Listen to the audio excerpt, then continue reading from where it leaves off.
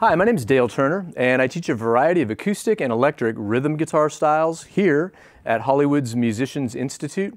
And that tricky passage you just heard me plucking through is an example in the style of Steve Morse, whom you may be familiar with as a member of the Dixie Dregs, the Steve Morse Band, even Deep Purple, and in the past, bands like Kansas. Mostly known for his insane pick-style electric playing, today we're actually going to take a look at some of his crazy eclectic acoustic stylings, meaning we're going to tackle a few examples that mix up some of his pick-style approaches, as well as some finger-style moves, not unlike what we just kind of went through there for a second.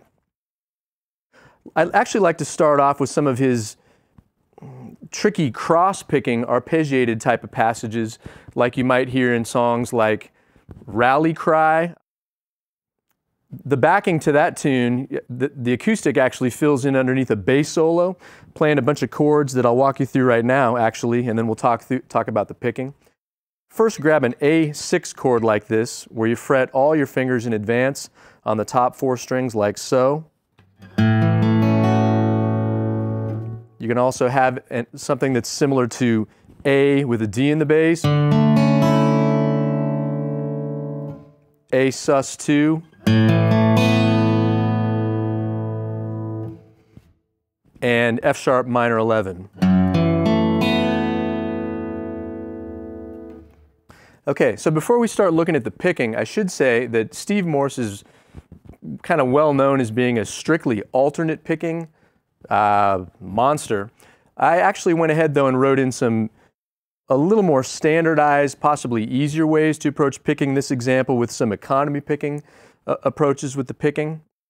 But if you want to try tackling this with alternate picking, where it's basically a downstroke on each beat and alternating strictly right after that, best of luck. The tricky thing with these is the root of each chord that we just kind of talked about ends up being struck on the 4th 16th note of each beat.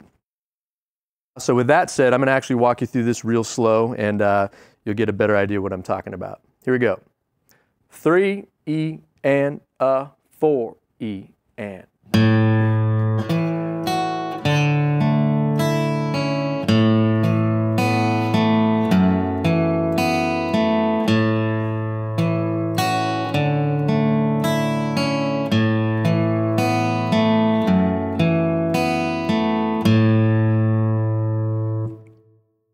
Okay, and a thing you might have noticed with watching my fret hand fingers kind of popping in and out of position, I did begin fretting all 4 strings like this with the index, middle, ring, and pinky fingers in succession, and then just kind of removing them when you need to, kind of peeling them away. That way you can kind of have all the notes ringing as much as possible as the chord changes go down.